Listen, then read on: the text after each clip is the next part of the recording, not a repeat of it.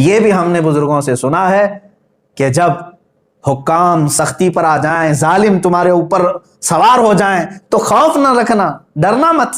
ہوگا کیا ہے جانتے ہیں؟ امام احمد بن حنبل رضی اللہ تعالیٰ، اللہ اللہ، علماء حق کی ایک ایسی مثال، جب ظالم پورے تخت کے ساتھ تھے، حکومت کے ساتھ تھے، سب ان کے ساتھ تھا۔ امام احمد بن حنبل کے زمانے میں ارے خلیفہ اسلام بڑا طاقتور ہوا کرتا تھا، آپ نے فتویٰ اس کے خلاف دیا تھا، اور جو حق تھا اہل سنت و جماعت کا موقف وہ دیا تھا۔ اس پاداش میں بادشاہ نے قید کیا آپ کو، خلیفہ نے، ایک بار نہیں، تین لوگ آئے، خلیفہ کے بعد اس کا بیٹا ہے، اس کے بعد اس کا، 3 بادشاہ بدلے، تینوں نے قید کیا، اور امام احمد بن حنبل کو جبہ اٹھا کر کے کوڑے مارنے کا حکم دیا تھا۔ کوڑے لگوائے جاتے تھے، کوڑے ایسے کہ ایک کوڑا آج کے زمانے میں لگ جائے تو چمڑی تمہاری کوڑے سے لگ کر کیا جائے گی۔ امام احمد بن حنبل 4 اماموں میں سے ایک امام ہے۔ ایک مرتبہ کا واقعہ ملتا ہے کہ جلاد جب کوڑے لگا رہا تھا، بدن کھلا تھا، تہبند بدی ہوئی تھی، لنگی صرف، تہبند نیچے کھسکنے لگ گئی، کھلنے لگ گئی۔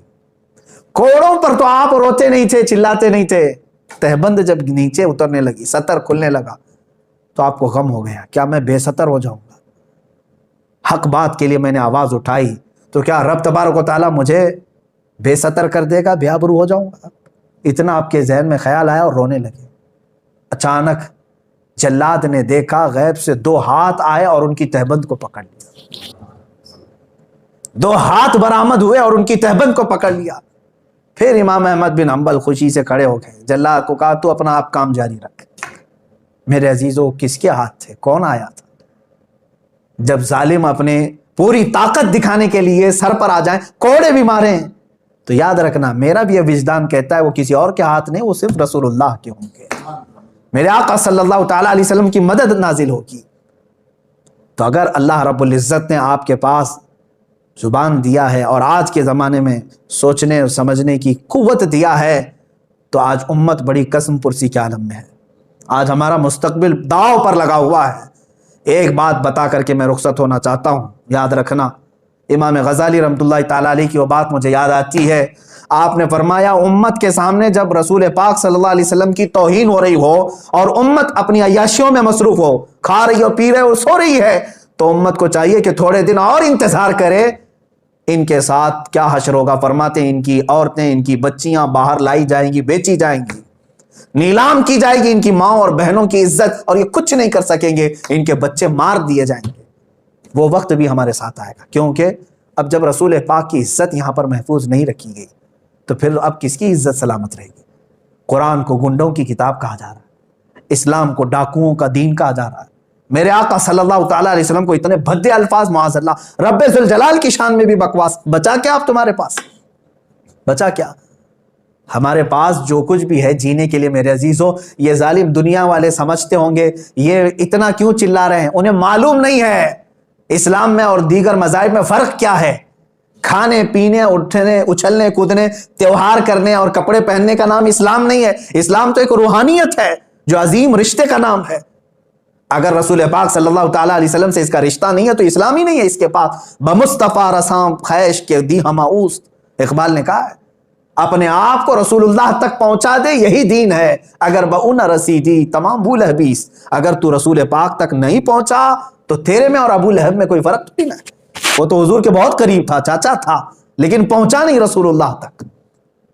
میرے عزیزو، یہ ایک بات یاد رکھ لیں کہ رسول پاک صلی اللہ تعالیٰ علیہ وسلم کی توہین ہو رہی ہو اور امت خاموش رہے تو تمہارے ساتھ اب جو مستقبل میں ہونے والا ہے وہ بہت خطرناک ہے، بہت خطرناک ہے۔ آج اگر بیدار نہیں ہوئے تو پھر تم بہت دنوں تک پچھتاؤ گے۔ معاذ اللہ رب العالمین، ایک شخص نے یہ تحریر لکھ کر کے کہا تھا، سعودی عرب میں جدہ کے کچھ گھروں میں مسلمان بچے باہر پڑھنے کے لیے گئے اور واپس آ کر کے اپنے ماں باپ سے پوچھتے ہیں ہو از دا محمد، معاذ اللہ رب العالمین۔ انہوں نے بچپن سے وہاں پڑھایا۔ اس ایک رائٹر نے ایک تحریر لکھ کر کے کہا تھا کہ اے مسلمانوں، شاید تمہارے ساتھ بھی یہی ہو جائے کہ دشمن ہر جگہ سے تمہارا ایمان اور تمہارے عشق رسالت کا دشمن ہر چیز سلب کرنے کے لیے تیار ہے، اور ایک بڑی بات، ایک بڑی خانقاہ، ہماری معظم خانقاہ ہندوستان کی، ان کے سجادہ نشین، اللہ رب العزت ان کی عمر دراز فرمائے، حضرت نے مجھ سے ایک بڑا جملہ کہا میں بطور نصیحت کرتا ہوں، وہ رو رہے تھے بات کرتے کرتے، کہہ رہے تھے کہ جب رسول پاک صلی اللہ تعالیٰ علیہ وسلم کی اتنی توہین ہو گئی تو اب یہاں جینے کا مزہ کیا ہے، کھانے میں کیا مزہ رہ گیا ہے۔ وہاں تو حضرت ابو بکر صدیق رضی اللہ تعالیٰ عنہ، ایک شخص آیا قاصد حضور کی داڑھی شریف کی طرف ہاتھ کر کے بات کر رہا تھا، تو حضرت ابو بکر کو برداشت نہیں ہوا۔ آپ نے ہاتھ اس کا جھٹک دیا اور کہا دوبارہ اگر ہاتھ اٹھا تو تیرے جسم کے ساتھ ہاتھ بھی نہیں رہے گا، حضور سے بات کر رہا ہے تو۔ یہ ان کا جذبہ تھا۔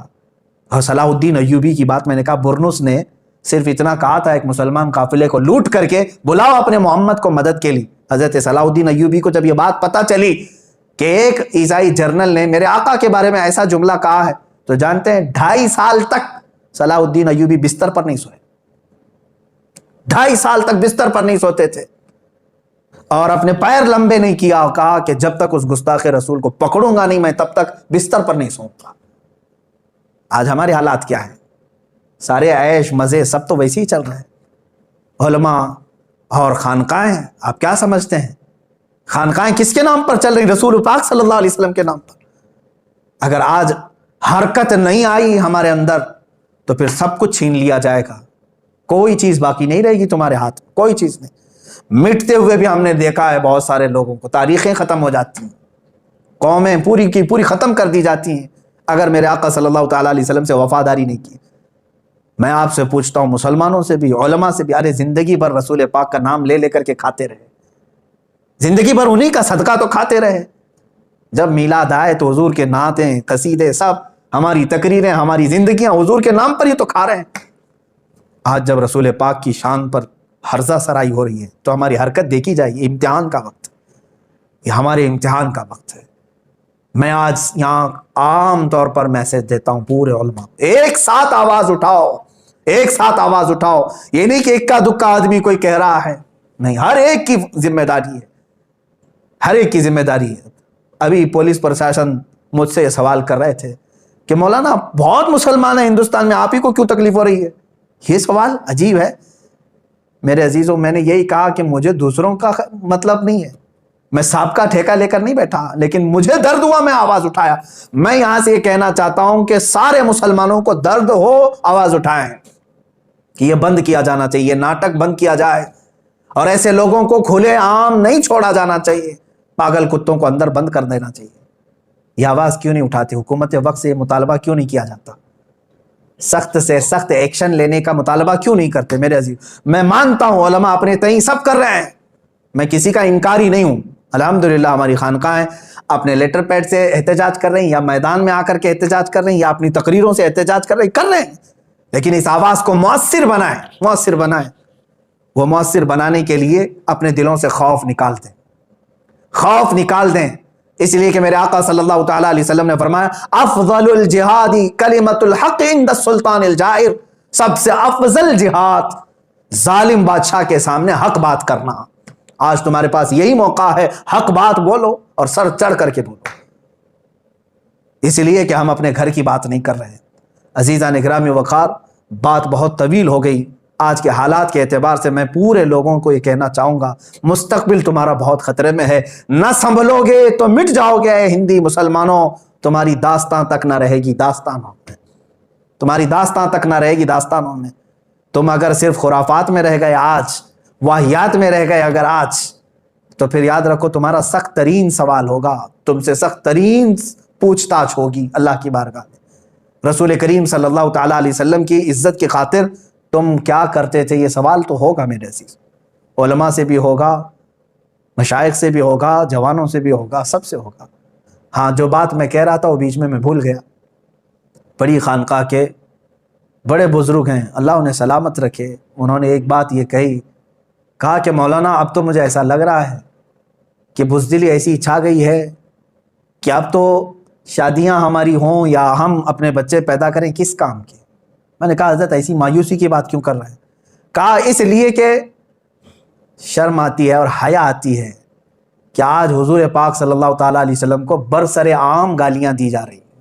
اب تک ایسا نہیں ہوتا تھا، چھپ کر کے فیک آئی ڈی میں کوئی بول دیا، ادھر سے ادھر کہیں کتابوں میں، یا کوئی چھوٹا موٹا ادھر ادھر، لیکن اب پوری حکومت کی پشت پناہی کے ساتھ اس کو ساری مدد فراہم کی گئی ہے، ارے باڈی گارڈ ہیں پورے جس کے آس پاس، اور اس سے زہر اگلوایا جا رہا ہے۔